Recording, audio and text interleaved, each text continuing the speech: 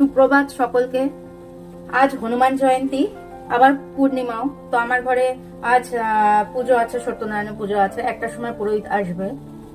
তো চোখ ডলতে ডলতে ঘুম থেকে উঠে নিয়ে ন্যানিকে আগে রেডি করে নিয়ে স্কুল বাস অব্দি ছেড়ে এলাম। তো ন্যানি চলে গেল স্কুল। এখন আমি আর বাবাই একটু চা খাবো। আজ আমরা উপোস আছি, চা বসিয়েছি, চা খাবো। একটু লাল চা বানিয়ে নিয়ে একটু বিস্কুট দিয়ে খেয়ে নেব। তারপর অনেকগুলো বাসনও মাজলাম আজ। চাটা খেয়ে নিয়ে কাজে নেমে পড়বো। তাড়াতাড়ি করে ঘর দোর পরিষ্কার করে পুজোর জোগাড় করতে হবে।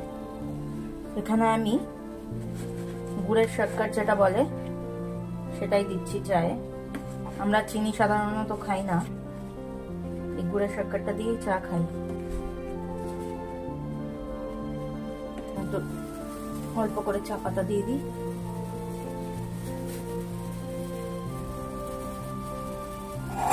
চাটা ফুটে এসছে, এটা নামিয়ে নেব।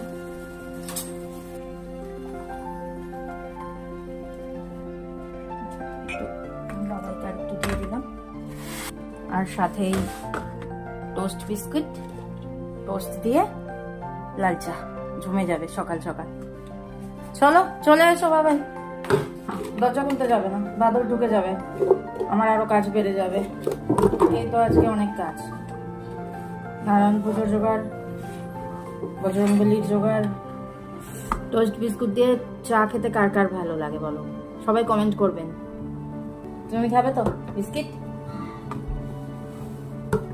কুচবিহারে মা বলতো কটকটি বিস্কুট। একবার দিদির বাড়িতে এসে দিল্লিতে কারোর সামনে আমার বেরিয়ে গেছিল মুখ দিয়ে, যেহেতু কটকটি বিস্কুট মা বলতো তো আমিও বলতাম। তো বলেছিলাম কি দিদি কটকটি বিস্কুট দে তো, কটকটি বিস্কুট দিয়ে চা খাই। আর তারা কলকাতার ছিল, তো তারা বলছে কটকটি বিস্কুট আবার কি, মানে আমার মুখের দিকে হা করে তাকিয়েছিল। কটকটি বিস্কুট কি হয় দিদিকে জিজ্ঞেস করছে বৌদি। আর তখন আমরা এত লজ্জা পেয়ে গেছিলাম সেবারে। তারপরে আমরা বললাম না, কটকটি যেটা তোমরা রাস্ক বলো সেটাই আমাদের বাংলায় কটকটি বিস্কুট।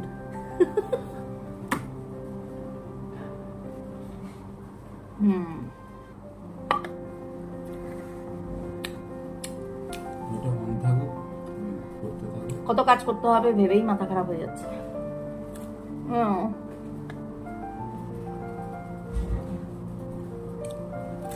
কালকে পূজার কিছু রান্না হয়নি?